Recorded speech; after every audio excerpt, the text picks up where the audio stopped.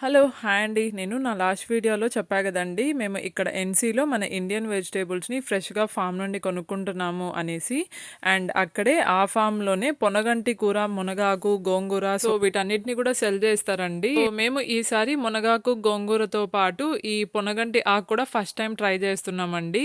So, మీలో ఎంతమందికి పొనగంటి ఆకు వల్ల కలిగే యూజెస్ అండ్ అలాగే మీలో ఎంతమంది దీన్ని రెగ్యులర్‌గా తింటారో నాకు కామెంట్ సెక్షన్‌లో చెప్పడం మర్చిపోద్దండి. పొనగంటి ఆకు మన కళ్ళకి చాలా మంచిదండి. అండ్ అలాగే ఈ ఆకులో మనకి విటమిన్స్, మినరల్స్ చాలానే ఉంటాయండి.